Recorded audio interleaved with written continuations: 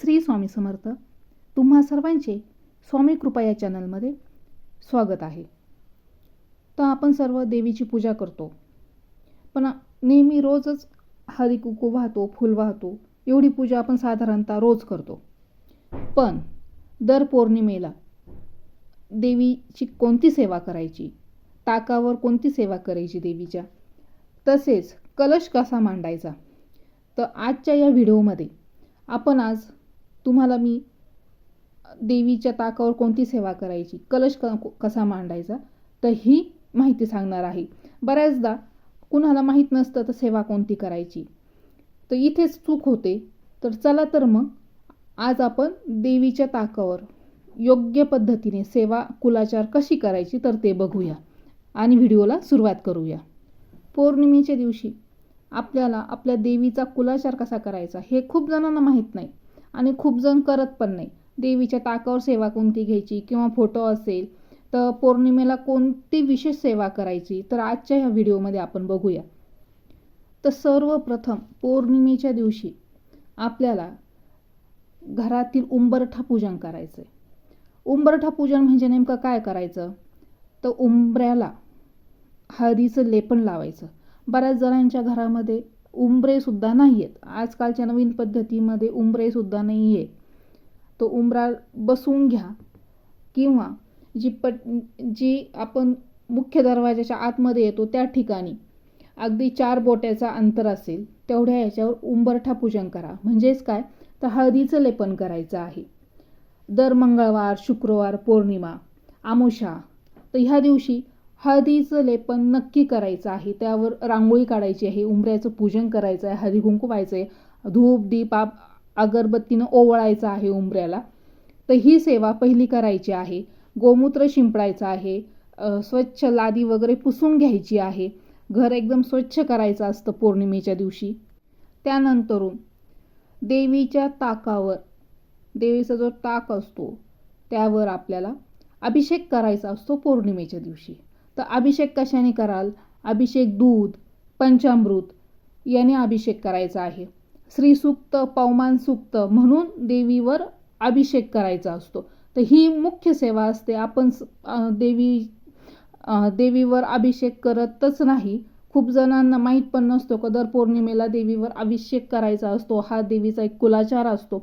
तर घरातल्या घरात आपल्याला अगदी साध्या सोप्या पद्धतीने, नाही पंचामृताने जमलं तर फक्त दुधाने श्रीसूक्त जरी म्हटले तुम्ही तरीही चालेल. 16 वेळेस नाही होत तर 1 वेळेस किमान श्रीसूक्त म्हणायचं आहे आणि अभिषेक करायचा आहे. फलश्रुती फक्त म्हणायची. फलश्रुती म्हणताना अभिषेक, देवीला दुधाचा अभिषेक नाही करायचा, फक्त हात जोडून फलश्रुती म्हणायची. अगदी असं साध्या सोप्या पद्धतीने अभिषेक करायचा आहे.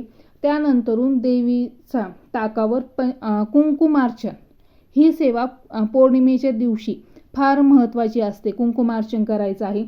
5 बोटाने करायचं किंवा मृगी जी मुद्रा असते तिने कुंकुमार्चन करायचं. तर कुंकुमार्चन करताना देवीचे 108 नावं किंवा सिद्धकुंजिका स्तोत्र, श्रीसूक्त याने कुंकुमार्चन करायचं आहे. अशी एकदम साधी सोपी पद्धत आहे.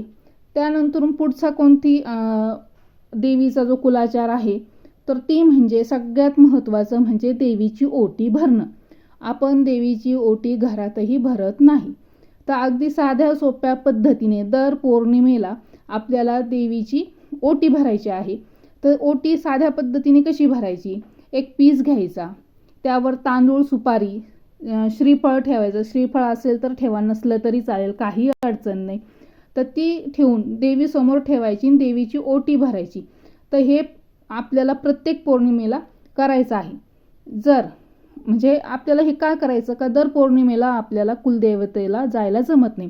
जी आपली कुलदेवता असेल, जे 3.5 शक्तिपीठं आहेत तिथे आपल्याला जायला जमत नाही. तुळजाभवानी माता असेल, माहूरची रेणुका माता असेल, कोल्हापूरची माता असेल, अशा आपल्याला तिथे जायला जमत नाही. म्हणून आपल्याला घरच्या घरी ही कुलदेवतेची सेवा करायची आहे. जर तुम्हाला तुमच्या गावामध्ये, तुमच्या परिसरामध्ये जर जवळपास कोणतं देवीचं मंदिर असेल तर तिथे जाऊन देवीचं दर्शन घ्या, देवीची आरती करा. देवीची तिथे जाऊन सुद्धा तुम्ही ओटी भरू शकता. अगदी अशी साधी सोपी पद्धत आहे. तसेच घरच्या घरी काय करायचं आहे, ओटी वगैरे भरून झाले, देवीचा अभिषेक झाला आहे, देवीचं कुंकुमार्चन झाले, तर आपल्याला देवीला नैवेद्य दाखवायचा आहे. तर आपल्याला पूर्ण वर्णाचा नैवेद्य नाही जमला तरी चालेल, पण आपल्याला साधा वरण भात, भाजी पोळी असा नैवेद्य दाखवायचा आहे. तसेच पौर्णिमेला आपल्याला सप्तशतीचा पाठ करायचा. जमलं तर सप्तशतीचा पाठ करा किंवा सिद्धकुंजिका स्तोत्र तुम्ही 5 वेळेस वाचा, 7 वेळेस वाचा किंवा 11 वेळेस जर वाचलं तर तुम्हाला पूर्ण सप्तशतीच्या पाठाचं फळ मिळतं. तर अशा पद्धतीने आपल्याला ही पौर्णिमेला सेवा करायची आहे.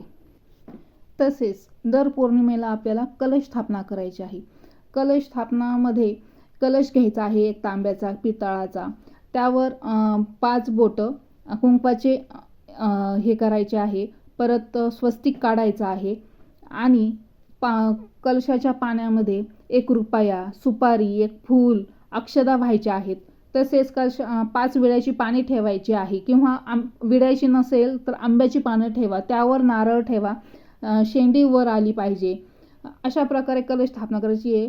आणि नारळाला गोल असं हळदीने करायचं आहे आणि देवाच्या उजव्या बाजूला हा कलश स्थापना करायची आहे.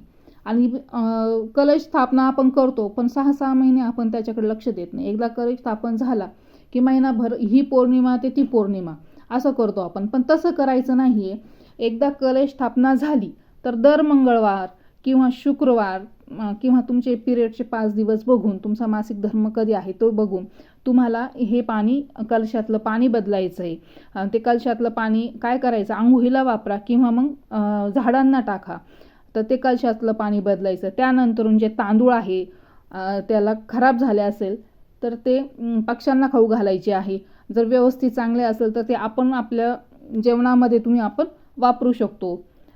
विड्याची पानं बदलायची आहे. नारळाला जर तडा गेला तर तो नारळ विसर्जित करायचा आहे. जर कोंब आला तर नारळ लावायचा आहे. म्हणजे अशा प्रकारे ह्या गोष्टी आपल्याला करायच्या आहे. आणि नारळ ते बदलून ठेवायचं आहे. म्हणजे परत कलश व्यवस्थित त्याची स्थापना करायची आहे. आणि कलशासमोर बसून आपल्याला 99 मंत्र म्हणायचा आहे. रोज त्याची पूजा केली पाहिजे. आपण गंध, अक्षदा, फुल व्हायचं आहे. 99 मंत्र म्हणायचा आहे. श्रीसूक्त म्हणायचं आहे. अशा प्रकारची सेवा आपल्याला कलशासमोर करावी लागते. असं नाही का फक्त कलश मांडून झाला आणि आपलं काम झालं, असं नाही. तर आपली कलश मांडला म्हणजे आपण त्याची सेवा आपल्याला ती झाली पाहिजे. तर अशा प्रकारे आपल्याला देवीच्या ताकावर सेवा करायची आहे आणि कलश स्थापना करायची आहे. तर जर तुम्ही पण प्रत्येक पौर्णिमेला कोणती सेवा करता, तर तुमचा पण अनुभव असेल तर कमेंटमध्ये नक्की सांगा. आणि तुम्ही अजून स्वामी कृपा या चॅनलला फॉलो केलं नसेल तर अशाच नवनवीन माहितीसाठी स्वामी कृपा या चॅनलला फॉलो नक्की करा. श्री स्वामी समर्थ.